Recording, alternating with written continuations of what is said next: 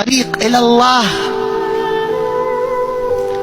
3 شغلات، إذا يعني 3 شغلات واظبتوا عليهن يقول تصلون إلى الحقيقة.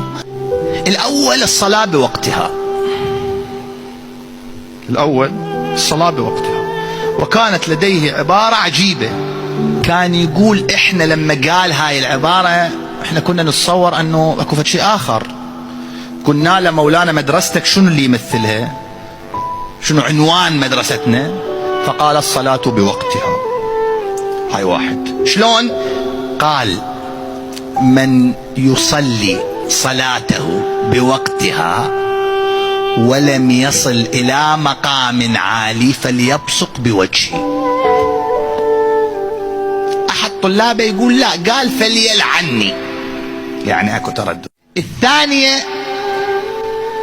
قال لا تكسر قلب أحد، أنت اجتهد أن تكون نسمة هواء، اجتهد أن تكون مرهما للجراح، لا تصير فوق ضيم الناس ضيم عليهم، لا تكسر قلب أحد.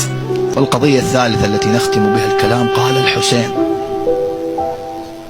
ما يصل الإنسان إلى الله مهما بلغ شأنه ومهما ارتفعت درجته وشنو ولا علاقة له مع الحسين.